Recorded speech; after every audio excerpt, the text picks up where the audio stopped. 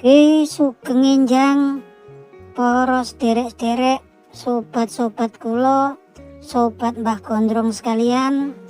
Oke, para sedulur, selamat pagi semua. Ketemu lagi di channelnya Mbah Gondrong. Oke, para sedulur, sepertinya nyaris semua penghobi perayaman yang aktif di media sosial nampaknya udah tahu ya kalau kemarin memang ada berita bahwasannya NBF atau Nanda Bewo Farm akan menutup perayamannya dan berhenti dulu hobi ayamnya dan akan dijual farmnya dan juga koleksi-koleksi ayamnya yang kabarnya importan F1.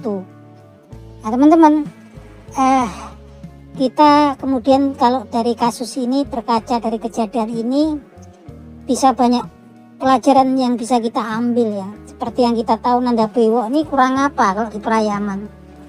Kandangnya aja saya pikir yang terbesar lah di Indonesia, farmnya itu seperti stadion yang bikin semua orang dulu terengah-engah gitu kan, ngelihat kandangnya, proses pembangunan kandangnya NBF. Belum lagi kemudian koleksi ayamnya yang didatangkan khusus dari Thailand.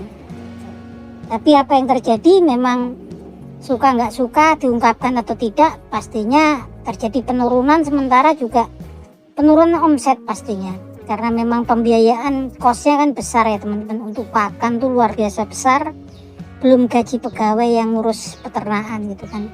Makanya wajar ya teman-teman kalau kemudian dilelang, mungkin ya ngurusi bisnis yang lainnya. Nah ini teman-teman, benang merahnya adalah sebenarnya kalau kita terjun hobi di perayaman, tapi kalau kemudian motifnya pure 100% ekonomi, pastinya juga gampang kemudian akan terhenti. Kalau kemudian turun di perayaman kemudian tidak dilandasi kecintaan hobi yang mendarah daging masuk ke dalam hatinya tentang perayaman, pastinya nggak akan kuat. Saya ini hobi dari kecil ya, jadi kalaupun kadang ada yang ternak, kadang juga ada yang diambil orang gitu kan, sedikit banyak, karena walaupun nggak begitu menghasilkan, karena ini hobi saya, kecintaan saya ya, saya tetap piara sampai usia saya seperti ini ya, setua sekarang ini, karena dilandasi sama kecintaan, rasa suka terhadap ternak perayaman ini ayam hobi. Kalau teman-teman lihat di media sosial itu begitu banyaknya ya, yang cerita dulu ada yang apa ayam Samuel, ada tokohnya yang nggak perlu kita sebutin namanya, pernah ada Aji Satria Pasaribu, Ricky Ricardo Simanjunta ya, mungkin karena channelnya nggak bisa adsense ya udah males lah mereka nggak diterusin. Yaitu karena memang kalau di perayaman ini nggak dilandasi hobi, kecintaan terhadap perayaman ya, pastinya seperti itu akan terhenti ketika motif aslinya nggak terpenuhi. Motif aslinya mau jualan obat, mau jadi YouTuber, dan ketika mereka gagal jadi YouTuber, artinya gagal di sini ya nggak bisa kemudian dolarnya, kalau itu ada namanya istilah dolar coklat. Konten perayaman dolarnya coklat, artinya unfriendly for the advertisement, nggak bersahabat untuk dipasangi iklan. Mereka berhenti teman-teman. Pernah dengar dulu dari Lombok kan, ada dulu channel tuh yang namanya Lang Lombok segala macam ya, semuanya hilang begitu aja.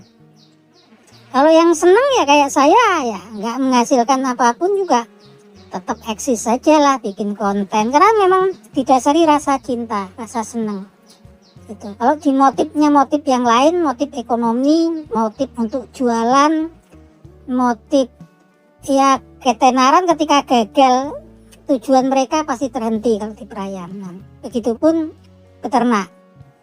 Di perayaman ini percuma kalau mau ternak-ternak kemudian niatnya untuk jualan produk, tapi kemudian tidak aktif di kompetisi, tidak dikenal di komunitasnya, kualitas ayamnya seperti apa, cuman jualan merek.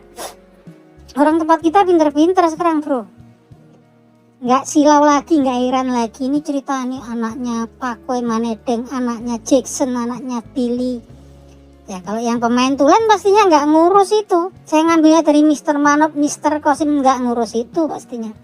Mas lihat mainnya kayak apa, videonya mana mas, udah yang kita lihat itu bukan cerita bumbu-bumbu gula-gula di sekitaran produk yang akan dijual. Karena pemain yang masih pemula tentunya akan terjebak dengan gula-gula, dengan promosi, pedagang seputaran produk yang akan dijual gitu kan.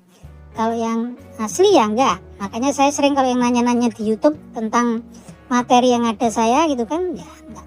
Saya males nanggepin gitu kan, yang udah nanyanya ini lain apa gitu, dari mana, belinya dari mana, itu udah enggak saya jawab, enggak saya tanggepi, maaf aja gitu kan.